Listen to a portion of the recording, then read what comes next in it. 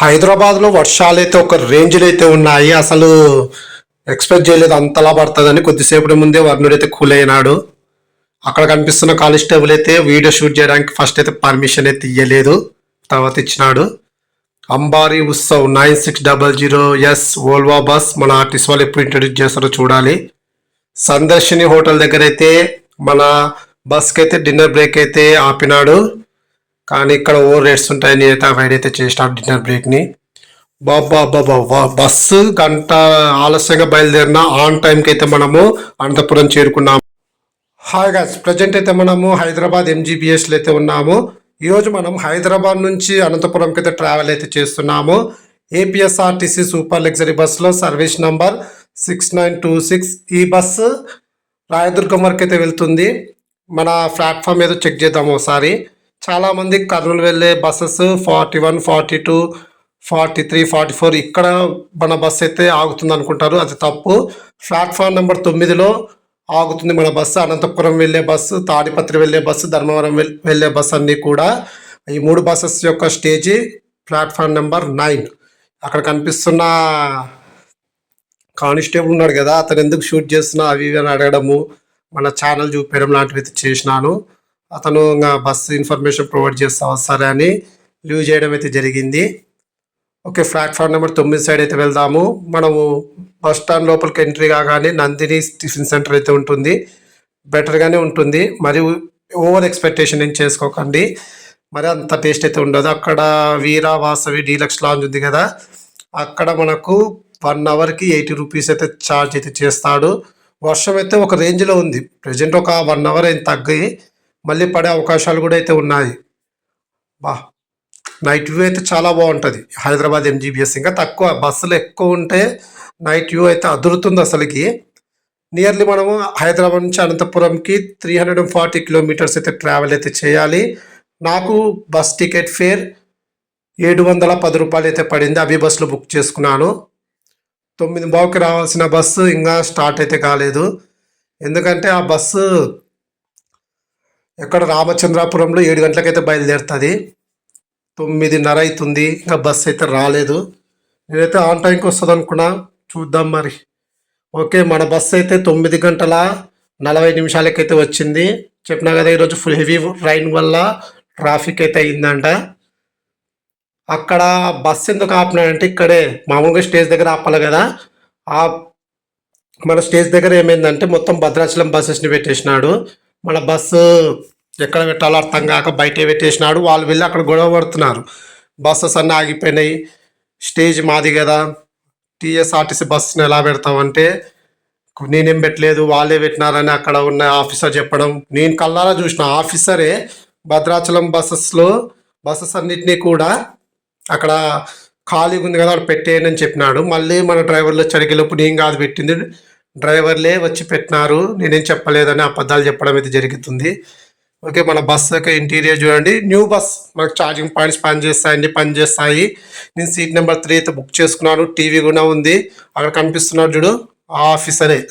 మొత్తం గొడవ జరగడానికి అంతా కారణం అది. బస్సు నియర్లీ 1 అవర్ డిలే అయింది అతని వల్లనే. టైం చూస్తే ఇప్పుడు ప్రజెంట్ 10:20 అయితే అవుతుంది. అంటే 9:40 వచ్చిన బస్సు 10:20కి అయితే స్టార్ట్ అయితే అయింది. అంటే 9:15కే కదలాలి మన హైదరాబాద్ ఎంజీబీఎస్ నుంచి.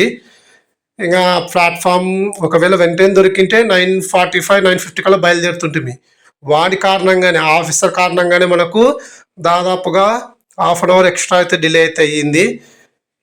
ఇలాంటి వాళ్ళు మన డ్రైవర్లని, మన ఏపీఎస్ఆర్టీసీ డ్రైవర్ల మీద ఏమన్నా దౌర్జన్యానికి పాల్పడితే మన ప్యాసింజర్లాగా మన వంతు సాయం కూడా మనం చేయాలి. నేను కూడా అతనితో ఆర్గ్యూ చేసిన. ఫస్ట్ ఆఫ్ ఆల్ ఏమంటే, మీరు భద్రాచలం బస్సెస్ అన్నింటి పెట్టించడం నేను కళ్ళారా చూసినాను, మళ్ళీ మీరే పెట్టేయలేదంటారు. వేరే ప్యాసింజర్లు అందరూ ఇబ్బంది పడతారు కదా, నాకు జ్ఞానం కూడా లేదా అంటే నువ్వు ఎప్పుడు చూసినావు అది ఇదని మాట్లాడి నా మీద కూడా ఫైర్ అయినాడు. సరే సీసీ కెమెరా చెక్ చేద్దాము అని చెప్తే లేదు అవసరం లేదులే అని ఇంకా వెళ్ళిపోయినాడు అక్కడ నుంచి.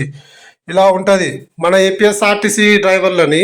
ఈ టీఎస్ఆర్టీసీ వాళ్ళు ఏమన్నా ఇట్లా అన్నారంటే పక్కన ప్యాసింజర్స్ మనం ఉంటే ఖచ్చితంగా మన వాళ్ళకి హెల్ప్ చేయండి. ఎందుకంటే వాళ్ళు చేసిందే తప్పు, మళ్ళీ మనల్ని అనడము. ఇంకోటి, మన స్టేజ్ పైన బస్సు వస్తుందో రాదో మనకనే క్లారిటీ ఉండాలి కదా.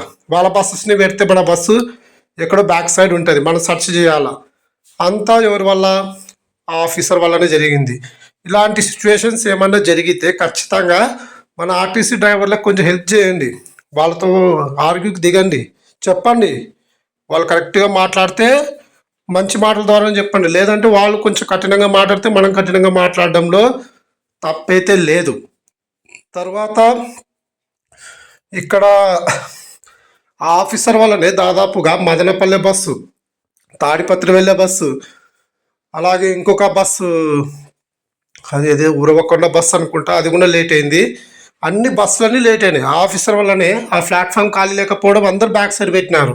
బ్యాక్ సైడ్ పెట్టడం వల్ల మిగతా బస్సెస్ రానికి కూడా కొంచెం ట్రాఫిక్ జామ్ అయితే అయ్యింది.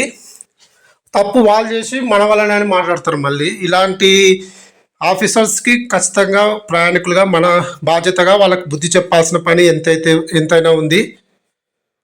ఓకే, ప్రజెంట్ అయితే మనం అరంగల్ సైడ్ అయితే వెళ్తున్నాం. హైదరాబాద్ నుంచి రాయదుర్గంకు నాకు తెలిసి ఒకే ఒక సర్వీస్ ఉందనుకుంటా, సూపర్ లగ్జరీ బస్సు. ప్రతిరోజు రాత్రి 9 గంటల 15 నిమిషాలకైతే బయలుదేరుతుంది. అనంతపురం చేరుకునే లోపు మనకు 5:30 అయితే అవుతుంది. 6:30 లోపు పోవచ్చు అనుకుంటా రాయదుర్గంకి ఈజీగా. గంట బాగు జర్నీ ఉంటుంది అనుకుంటున్నా. ప్రజెంట్ అయితే మనం ఆరంగారికి అయితే చేరుకున్నాము. టైం 10:45 అయితే అయ్యింది. ఇంకా మేలే 25 నిమిషాల్లోకి వచ్చినాడు. ఇంకా స్పీడ్ వచ్చినాడు. కొంచెం ట్రాఫిక్ మనకి పెద్దగా ఇబ్బంది అయితే పెట్టలేదు. చూడండి, పత్తికొండ బస్సు కూడా లేట్ అయింది. అన్నీ లేట్ అయినాయి ఈరోజు, ఎందుకో బస్సెస్ అన్నీ కూడా లేట్ అయిపోయినాయి. ఇక్కడ నుంచి ఆరంగల్ నుంచి శంషాబాద్ 8 కిలోమీటర్లు, ఎయిర్పోర్ట్ 12 కిలోమీటర్లు, షాద్ నగర్ 44, మహబూబ్ నగర్ అది మేము అది క్లారిటీగా లేదు. బెంగళూరు చూస్తే 563 కిలోమీటర్లు అయితే ఉంది. ఈ అరంగల్ సైడే ఈ ప్రైవేట్ బస్సెస్ అన్నిటికీ కూడా స్టాప్ అయితే ఉంటుంది. ఎక్కువ మంది ఇక్కడ నుంచి ఎక్కుతారు. ఇప్పుడు వెళ్ళిన శాట్ బస్సు, తిరుపతి వెళ్ళే బస్సు ఇదైతే 9600S స్లీపర్ బస్ బలి ఉంటుంది. ఆ బస్సెస్ అన్నీ కూడా ఇదేది ఇంటర్ సిటీ స్మార్ట్ బస్, ఇది కూడా బస్ బాగానే ఉంటుంది. కానీ 9600S అయితే ఎక్స్ట్రాడినరీగా ఉంటుంది. ఎందుకంటే చాలాసార్లు దాంట్లో ట్రావెల్ చేసినా కదా, నాకైతే చాలా మంచి ఎక్స్పీరియన్స్ అయితే ఉంది. ఓఎస్ఆర్టీసీ వాళ్ళు కూడా రీసెంట్గా అయితే ఒక 150 బస్సులనేమో ఇంట్రడ్యూస్ చేసినారంట. మన హైదరాబాద్కి 4 బస్సులు ఉన్నాయి. ఒకటి రాయగఢ్ వెళ్ళే బస్సు, భవానీపట్న, భువనేశ్వర్ వెళ్ళే బస్సు, పూరి వెళ్ళే బస్సు, 4 బస్సెస్ అయితే ఉన్నాయి.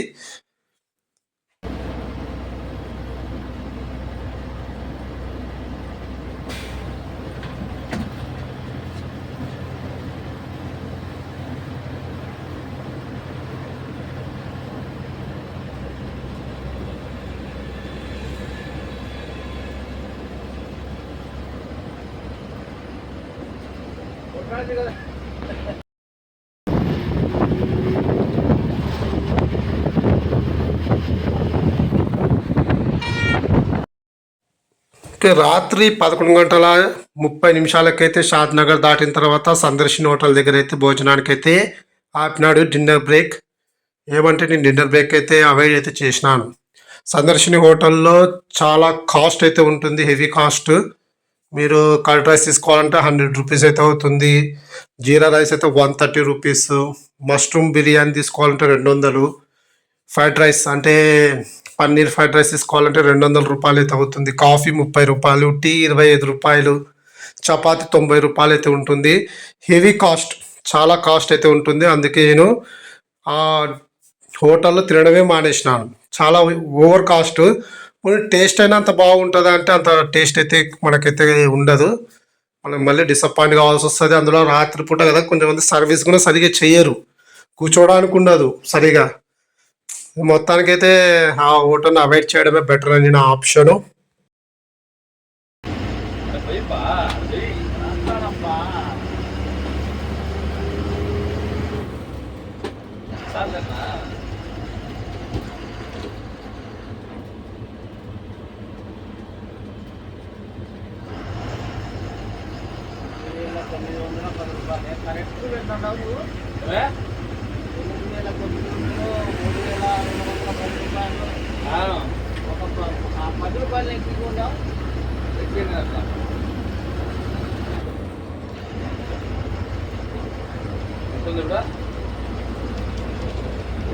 ₹10 లగేజ్ కొడుతున్నా రూపాయి పేరు ఉందా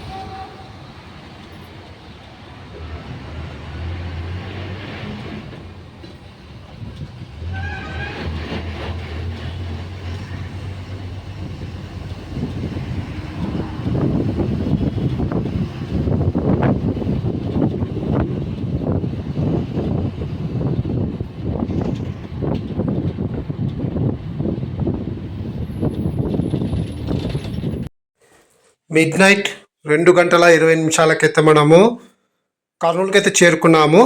ఈ బస్సు వయా చెప్పడం మర్చిపోయినా, ఎలా రూట్ ఎలా వెళ్తుందో చెప్పడం మర్చిపోయాను.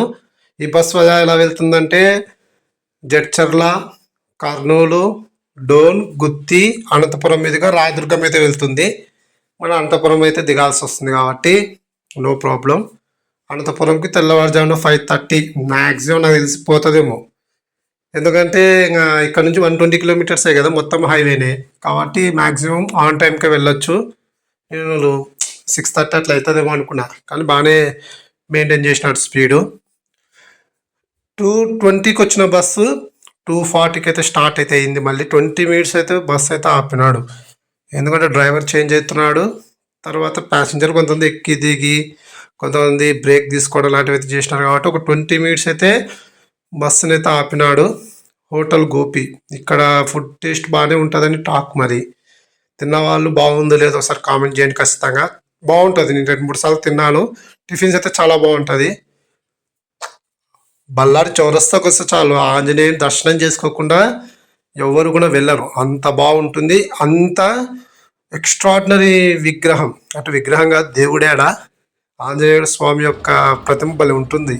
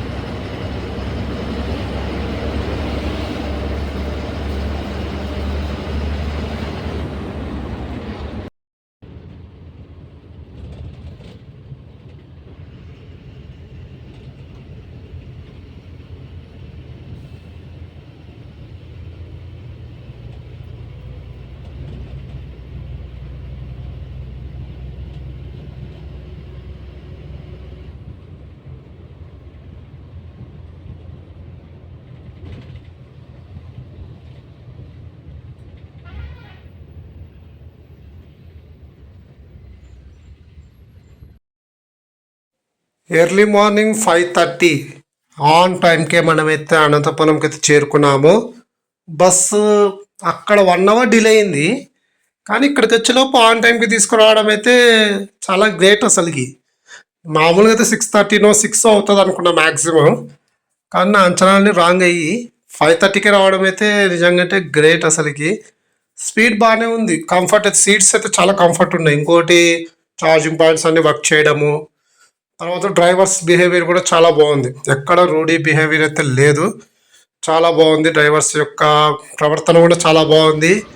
Anantapuram bus stand. ఈ అనంతపురం బస్ స్టాండ్ కూడా పెద్దదే మన కర్నూలు లాగానే. ఓవరాల్గా జర్నీ అయితే చాలా బాగుంది. ఎవరైనా ఈ బస్సులో ట్రావెల్ చేయాలనుకుంటే వర్త్ అని చెప్పుకోవచ్చు. మనం పెట్టిన అమౌంట్కి సాటిస్ఫాక్షన్ అయితే అవుతాము. చాలా బాగా డ్రైవింగ్ అయితే ఉంటుంది. ఒక డిన్నర్ బ్రేక్ ఆ సందర్శించిన హోటల్లో కొంచెం అవాయిడ్ చేయండి. హెవీ కాస్ట్ అయితే ఉంటుంది. అలాగే వీడియో నచ్చితే ఖచ్చితంగా లైక్ అయితే చేయండి. Please like and subscribe my YouTube channel. Thank you.